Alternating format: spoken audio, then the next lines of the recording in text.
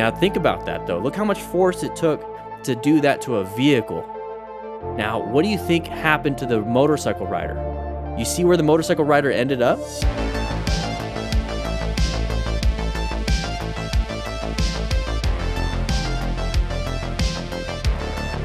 Moto Nas. All right. Intersections, orange stage. Green does not always mean go. That person decided to go, non-issue. It's a... Why are we rev bombing here? So, Moto Nas, go ahead and take a seat. We need to learn this. We need to make sure we don't do this, okay? It was very simple. Situation awareness. Come on. Green light. They took it, they did it, whatever. Let them move back. Saw Meta 23 going a little too fast in this area, probably racing. Driving too confidently combined with quite incomprehensible behavior is what leads to such situations. Okay, so side of the vehicle, front of the vehicle, every part of the vehicle causing us to have a little scariness going on. We're probably applying the brakes super hard. We start to, yep, there's that rear tire sliding out from underneath us. So we're doing a lot of rear tire braking. So we get panicked, get a little bit of brown stage, panicked a little bit, smash that rear brake. Oh, what is this? What's happening? Oh no. Did somebody crash?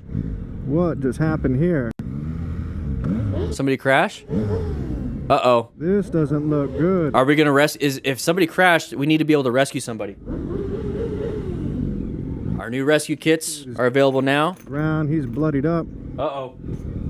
Oh. Every rescue kit comes with a rescue booklet so you know what to do, okay? Not a Go good scene. throw on your invisibility vest. Not a good scene at all. Let's help out the rider. Right? Let's help him out. Get closer, I want to see. What? If he's bloody, gotta stop the blood loss. Ooh. Right in the... No. Oh. This is where we need to rescue another rider. Oh my God. We need to rescue another rider. So if it's a club and they're telling you to get out, then just get out. It's their emergency. It's their emergency. You leave. Call? Yeah.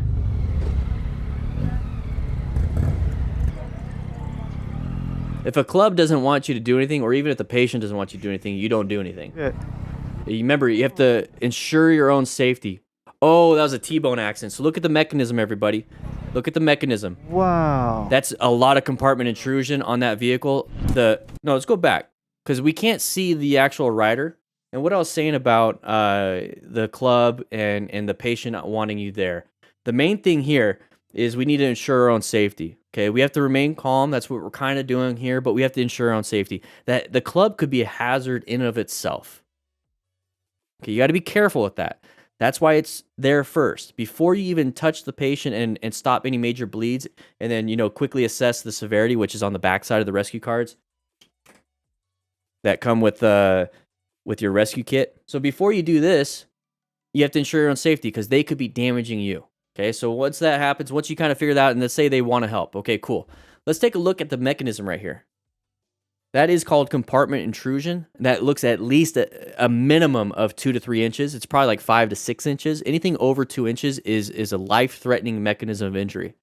So that right there, the motorcycle going into the driver door, is going to compartment intrusion. So what that means is that the metal pieces and everything is actually hitting the passenger or the driver. And that is extremely dangerous for that driver. A lot of force to even do this. So that force is transmitted into the driver. So you're going to have internal injuries on that driver, possibly left shoulder, left side, hip, elbow, all that stuff. Just like if we hit the ground hard. So even the airbags, I mean, the airbags are going to help quite a bit, but that's still very dangerous. Very, very dangerous. Now think about that though. Look how much force it took to do that to a vehicle. Now, what do you think happened to the motorcycle rider? You see where the motorcycle rider ended up? Let's go back. So there's the vehicle. Start thinking about it. Get a good sense of how long of a distance it is. We got multiple people, and then he ends up here. So at least what? Like 4 car lengths? So that means he got ejected off his motorcycle. Very high mechanism for this motorcycle rider too. So high mechanism, but the motorcycle rider is going to be the most critical out of all of them. So if he's bloodied up, hopefully he's walking and everything, but typically with Harley riders and cruiser riders, especially in clubs, they don't wear a lot of gear. It does look like these guys are wearing some gear, at least full face helmets, but they're not going to be protecting their chest and back with motorcycle jackets. They're not protecting their hips. They're not protecting their knees, their feet, everything, because they're not wearing actual motorcycle specific gear. So this right here is very dangerous. This is where you truly need to be able to rescue another rider. Now, if he's bleeding out of his leg, you guys get tourniquets.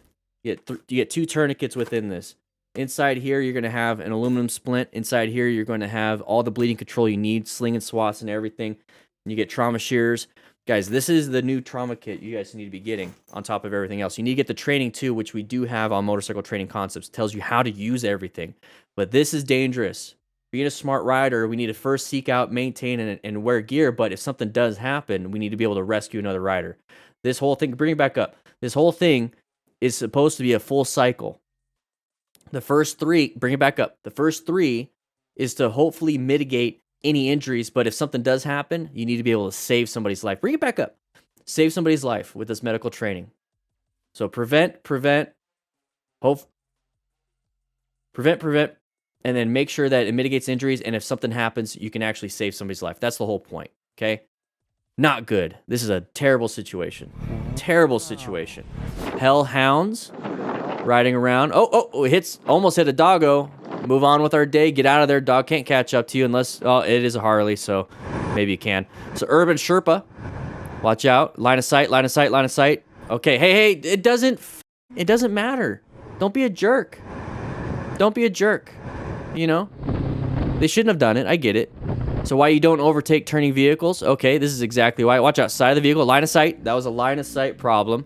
Could not see you. Good job with the adaptation to that. So he wasn't hauling ass. Let's go back just a little bit. Typically what happens here is that people haul ass, and then they're not able to make these judgment calls this quick.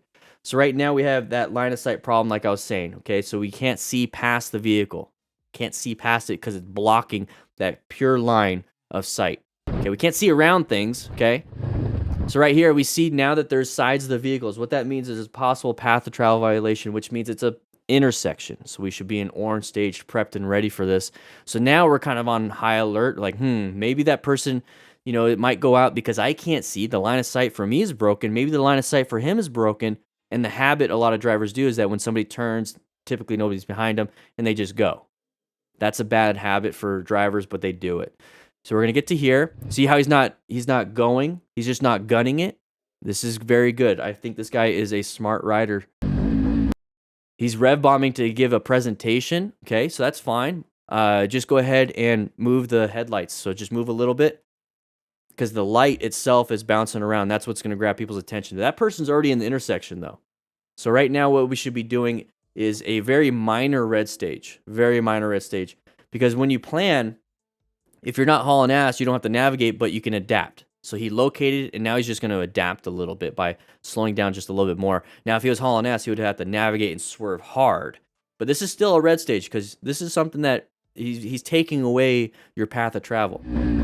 So right here, still rev bombing. That's fine. We're going to grab some attention. We got high vis. Okay, we're aiming for the escape path over to the left. And that's going to be where it's actually going to increase because he's going forward. The car driver's going forward, so in the back, the gap is going to increase. And that's exactly what happened. So he's going slow enough to be able to navigate around that and adapt around it. And it's a non-issue at that point. So this guy did a great job